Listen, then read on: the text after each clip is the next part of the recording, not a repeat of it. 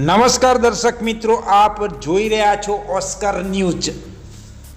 આપણે વાત કરી રહ્યા છીએ કપડવંજ તાલુકાના વાઘજીપુર પ્રાથમિક શાળામાં યોજાયેલી તાલુકા કક્ષાનો 77મો પ્રજાસત્તાક પર્વ અને આ દિવસની ઉજવણી વિશે ખાસ કરીને વાત કરવામાં આવે તો આજે અહીં ખાસ મહેમાન તરીકે હાજર રહ્યા હતા નાયબ કલેક્ટર શ્રી એ.પી. ઝાલા, જેમણે ધ્વજવંદનની વિશેષ સુવિધા આપી સમગ્ર કાર્યક્રમની શરૂઆત કરી હતી।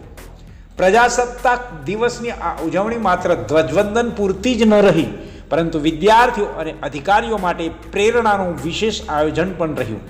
નાયબ કલેક્ટર દ્વારા શાળાના વિદ્યાર્થીઓ અને વિદ્યાર્થીનીઓને ઇનામો અને સન્માનપત્રો પણ આપવામાં આવ્યા, જેનાથી બાળકોમાં ભારે ઉત્સાહ અને દેશ પ્રેમની ભાવના પણ બાળકોમાં જોવા મળી હતી।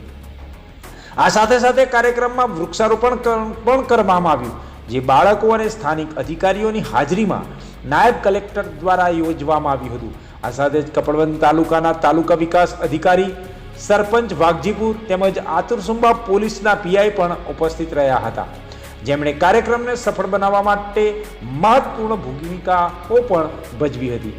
નાયબ કલેક્ટર એ.પી. ઝાલાએ કાર્યક્રમ દરમિયાન પ્રજાને વિકાસના માર્ગ અને સમાજ સેવામાં ભાગ લેવા અંગે ઉદ્બોધન કર્યું હતું અને શાળાના બાળકો અને અધિકારીઓને પ્રોત્સાહન આપીને દેશભક્તિનો સંદેશ આપ્યો હતો। આ ઉજવણી માત્ર એક શાળા કક્ષાના કાર્યક્રમ પૂરતી સીમિત નહોતું, પરંતુ સમગ્ર કપડવંજ તાલુકા અને પ્રજાસત્તાક પર્વની મહત્તાના દર્શન કરાવતું એક મોખરું અને અનોખું ઉદાહરણ પણ હતું। વિદ્યાર્થીઓનો ઉત્સાહ, અધિકારીઓનો સહયોગ અને સમગ્ર શાળા પરિવારમાં જોવા મળતી ઉમંગભેર ઉજવણી આ દિવસને યાદગાર બનાવી દીધો હતો। અંતે પ્રજાસત્તાક દિવસની આ ઉજવણી એ એક સાંસ્કૃતિક, શૈક્ષણિક, સામાજિક મહત્વતાની ઘટનાઓ પણ રહી છે, જેનાથી દરેક બાળક અને પ્રતિનિધિ માટે દેશપ્રેમ અને સેવા ભાવના તેમના ઉજાગર થાય છે અને જાગૃત થઈ રહી હતી।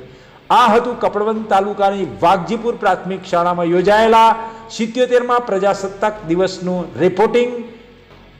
હું છું બાબુસિંહ સોલંકી અને રિપોર્ટર છે જુગનુ કપડવંજથી। વધુ સમાચાર અને અપડેટ માટે જોતા રહો ઓસ્કાર ન્યૂઝ।